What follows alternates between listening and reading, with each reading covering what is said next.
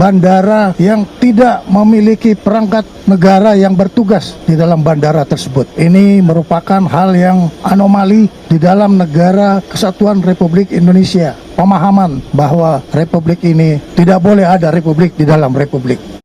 Ini mah gila sih gue bilang. Gue bilang ans. Tapi terlalu kasar ya. Brengsek aja lah. Negara teledor ini, super teledor. Kesel ya. Gue sebagai warga negara yang kayaknya ada kewajiban, ya baik tertulis maupun tidak ya, menjaga kedaulatan negara gitu loh. Nah sedangkan negara sendiri teledor. Ini kasus Bandara IMIP ya. Menhan aja menyatakan tidak boleh ada negara dalam negara. Ini bagaimana mungkin?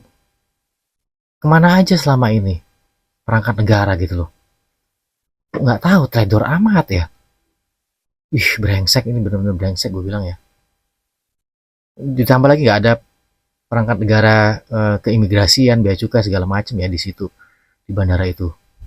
Dan ya kalau kita mau ngejurus ke dalam satu oknum pihak, ya siapa lagi yang selama ini memimpin negara ini gitu loh. Sampai akhirnya semua izin-izin itu keluar terbit gitu loh. Untuk aktivitas sebesar bandara, bos, pembangunannya, masa nggak tahu perangkat-perangkat negara, orang-orang lokal yang mungkin ya bisa jadi mereka nggak mau untuk melaporkan ya, nggak mampu, takut diancam kan. Nah ini kita lihat yang di pernyataan medianya Menhan, itu kan ada orang lama di situ ya. Ada orang-orang lama juga gitu loh. Taruhlah mungkin Pak Menhan baru masuk lagi di kabinet atau pemerintahan ya di eranya Prabowo. Ya ini yang sebelumnya gitu loh. Ya Prabowo juga sebelumnya kan Menhan juga gitu kan, pertahanan negara gitu loh. Apa gimana? Apa dibongkar apa gimana gitu? Masa emang, aduh. Tapi daripada kita mengumpat lebih lanjut ya, kita coba cek dari perspektif lain deh. Terutama gue akan coba ngelihat dari aspek ini ya, status ya, kita bongkar dari status legalitas kan. Ada teman-teman kritis ya kan, nanti terakhir ada kesimpulan-kesimpulan gitu kan. Nah bandara ini tuh status dan legalitasnya tercatat secara resmi pada situs Kementerian Perhubungan. Lah tercatat loh secara resmi ya kan. Lo bisa akses aja nanti kan di Hubud, Direktur Jenderal Perhubungan Udara gitu kan, Menhub, dengan kode ICAO WAMP dan IATA MWS. Kelasnya itu tercatat non kelas, pengelola swasta dan penggunaan domestik. Tadinya kan izin ini kan. Namun pada 2025 bandara ini ditetapkan sebagai salah satu dari 36 bandara yang memperoleh status gateway internasional.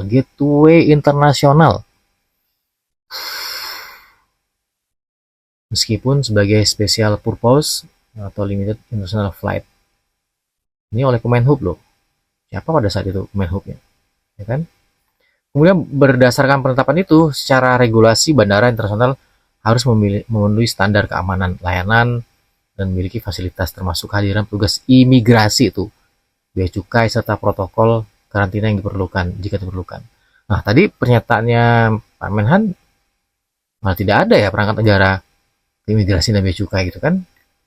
Ya all aduh teledor banget negara ya. Artinya secara administratif Bandar IMIP resmi terdaftar dan berkat status internasional. Seharusnya tunduk pada kewajiban keamanan dan pengawasan negara dong, harusnya begitu ya. Nah, kemudian ada temuan kritis. Tidak adanya petugas imigrasi dan bea cukai. Ini negara dalam negara jadinya. Orang bisa lalu lalang aja kan, colok cabut masuk ke negara kita gitu kan. Nggak ada tugas imigrasi loh dan bea cukai. Bawa barang apapun. Nah, kan bawa barang apapun termasuk yang ilegal. Ya kan? Ada bea cukainya. Imigrasi Ya orang-orang memasukkan tenaga asing yang diselundupkan pegawai-pegawai ya kan. Namun laporan terbaru November 2025 menunjukkan bahwa bandara ini selama bertahun-tahun beroperasi tanpa kehadiran petugas negara. Bertahun-tahun, bos. Baik petugas keamanan penerbangan, bea cukai maupun imigrasi. Ini dari detik.com ya.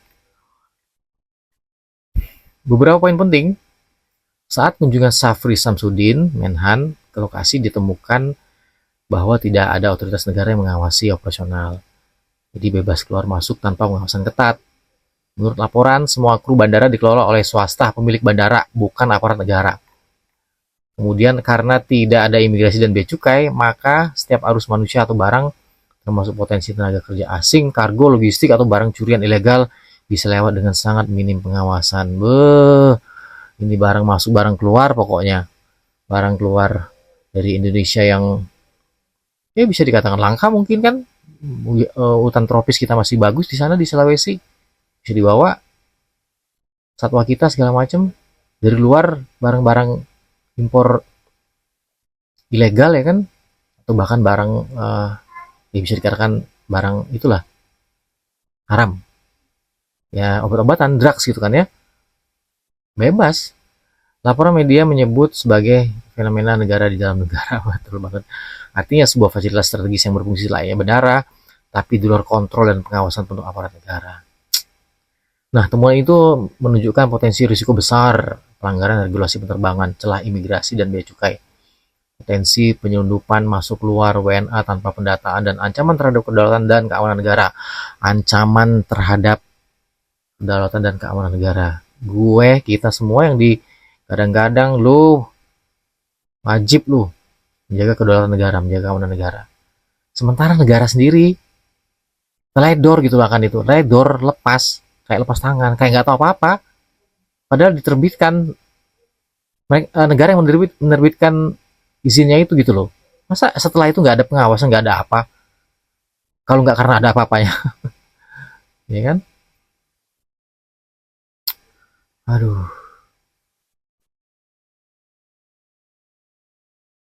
Nah, kemudian ini respon pemerintah ya. Yang setelah itu Menhan memerintahkan pengaktifan aparat ya, termasuk TNI untuk siaga di Bandar IMIP. Ini pertanyaannya, negara kok nggak proaktif gitu ya? Aduh, proaktif dong negara. Negara kan punya fasilitas nih, semua alat negara, perangkat negara gitu loh. Gue tahu luas sih, negara Indonesia ini luas, 17.000 lebih pulau, kepulauan gitu loh. Tapi kan ada perangkat daerah juga, ada komunikasi gitu kan ya. Di sekelas negara nggak punya intelijen misalnya, masa nggak ada intelijen? Masa dibiarkan aja? Kan jadi pertanyaan besar, ada apa nih? Ada apanya nggak? Kenapa negara gitu kan? Ada atau siapa yang bermain selama ini? Menikmati itu, sangat-sangat menikmati, ya kan? Pemerintah melalui Kemenhub dan aparat terkait dilaporkan sudah menempatkan personil termasuk bea cukai, polisi, dan otoritas bandara di lokasi ya. Lagi-lagi ya ini reaktif ya, nggak responsif ya, responsif sekarang gitu, tanggap sekarang gitu. Harusnya proaktif dari ya semenjak itu diterbitkan izinnya, harusnya di monef dong, monitoring dan evaluasi harusnya kan, dilihat, diawasin itu kan. Di tingkat legislatif ada dorongan agar status bandara internasional untuk ini dibatalkan agar semua pintu masuk WNA dan alur TKA diarahkan melalui bandara lain yang memenuhi standar pengawasan. Kayak terkesan reaktif semua ya. Kenapa kalau nggak viral misalnya, nggak responsif misalnya, nggak proaktif. Ya walaupun pemerintah telah merespons secara keras ya temuan ini ya, menekankan bahwa bandara strategis tidak boleh diperlakukan seperti aset swasta bebas tanpa kontrol negara. Ya kan, ya kecolongan lah, ini kecolongan. Ya walaupun statement keras ya atas temuan ini gitu. Tapi kan temuan tuh bisa dilaporkan atau ya, ada orang yang melaporkan, orang-orang tentu yang akhirnya kesel selama ini tidak pernah didengarkan, ngoceh, berkoar akhirnya kan, baru didengarkan gitu kan. Gitu loh.